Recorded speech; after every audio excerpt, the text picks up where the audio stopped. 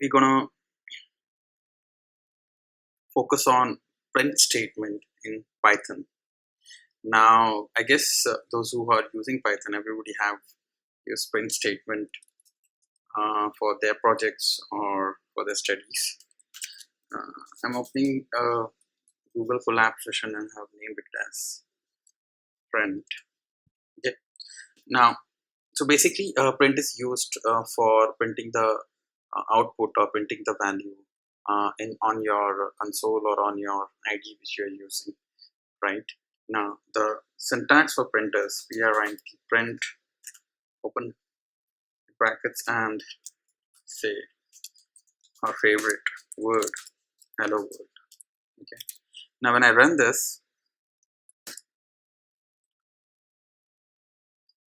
it will print hello world on your screen, right? This is the simple usage of print. Now, if you go and see, there are different parameters for print, right? See, so let me copy this so that we can analyze each of the parameters. Right? Basically, the value of your printing. Right? Now, when you see dot dot dot, it means that it will take n number of parameters or arguments for it. For example, consider hello world as one of your value.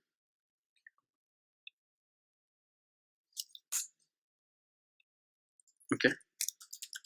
Say for example, we say hello, comma, word, okay, comma, and the exclamation mark.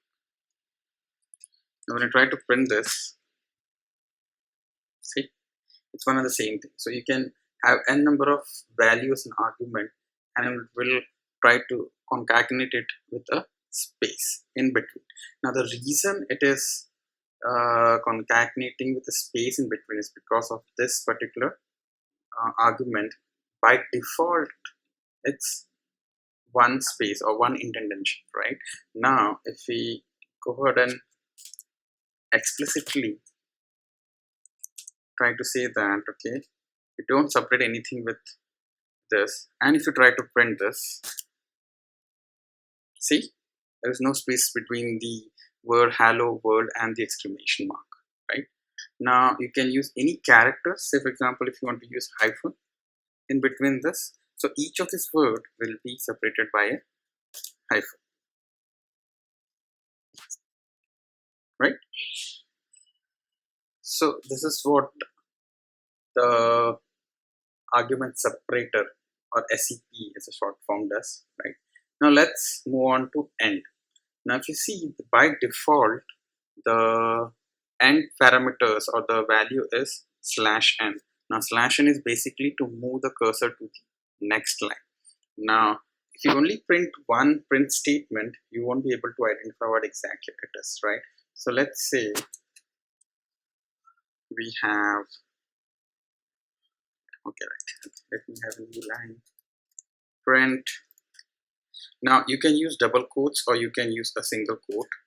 Okay, it's one and the same for any string characters. Okay, hello, and I want to print world in a different print statement.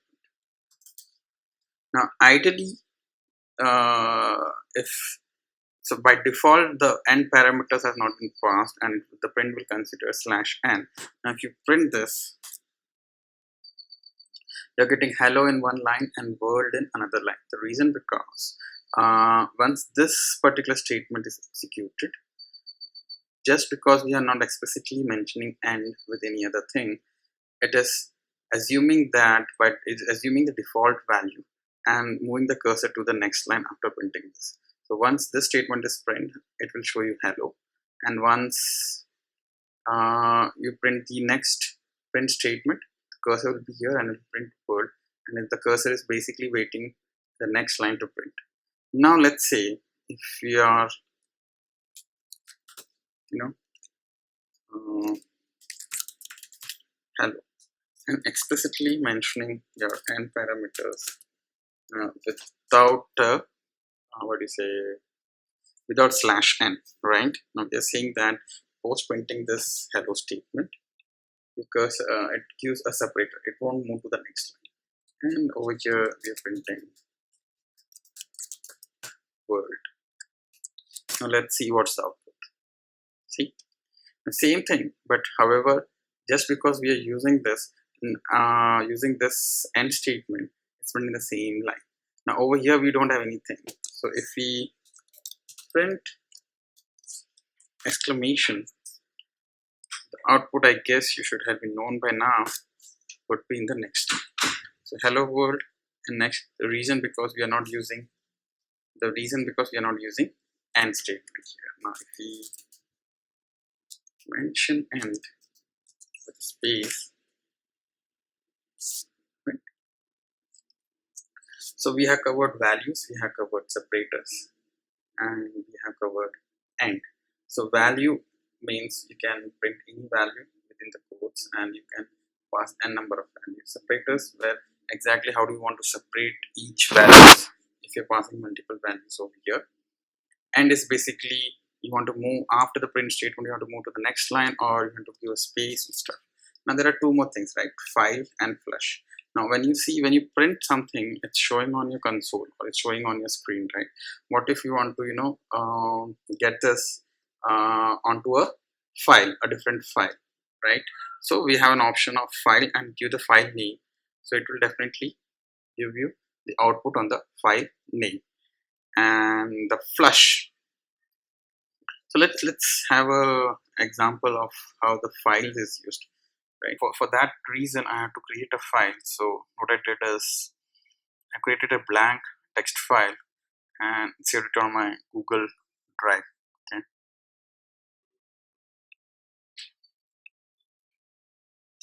and I have saved that into the,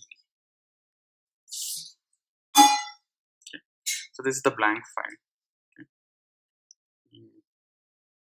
double click this and it's a blank file. Fine. Now let's say print our favorite word sentence, hello world, and exclamation.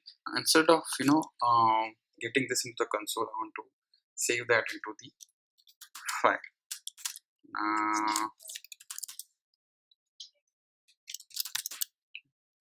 Before that, before writing anything into the file, let me open the file name, text file, and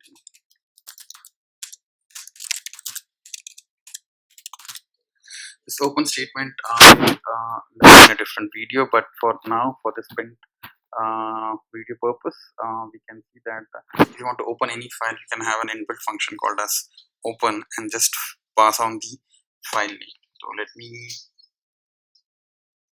copy the path and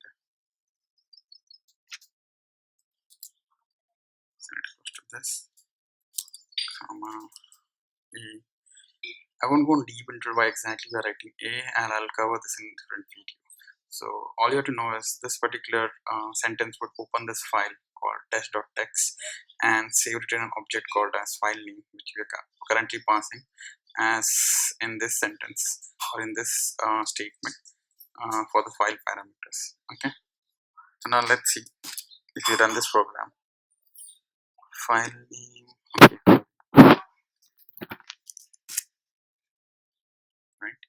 So ideally what it did is it took this sentence and have appended into the file that is called as test.txt.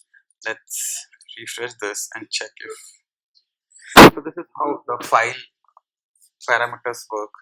So if you want to write something into the file from the print statement, you can just go about this, but there is a different approach altogether how to deal with files and stuff. But I just want to make sure that you are aware about all the parameters that print statement takes. The last one of the arguments is flush, Now, by default, flush is considered to be in the false condition. Now, what exactly flush does? Okay. Now, when we have an input or an output in Python, it's a buffered output. So when I say the stream is buffered, what exactly it means, right? So, uh, say for example, you're writing a for loop for I is equal to for I in range 1 to 10. Okay, and you're printing this I value. So on the back end, what it does is it basically gets everything printed on per second basis. Now let's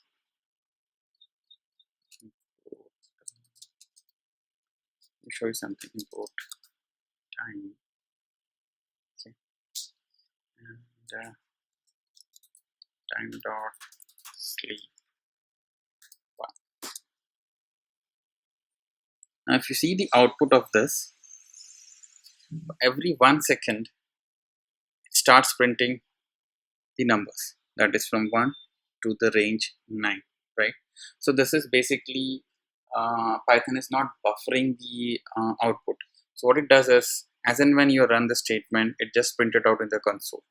But when and the reason it's doing, because we are not setting the parameter, that is end parameters, because anything like next line parameters, the buffer is automatically flushed out if we are not considering this, and if we are considering this parameter, that is giving a space and then writing.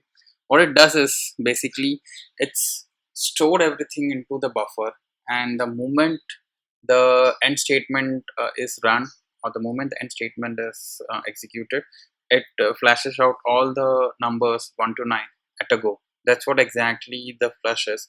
We're not using this flush. So I've been using this Python for what for last couple of years, and I have never come up with a scenario where I have to use this flush. But for the reason that you should know every parameters, what print statement is, or there are chances that in an interview someone asks what exactly the flush does, so you'll be able to answer that. Thank you guys. I guess I hope I have covered what print is, and hope you enjoy this video. Thank you.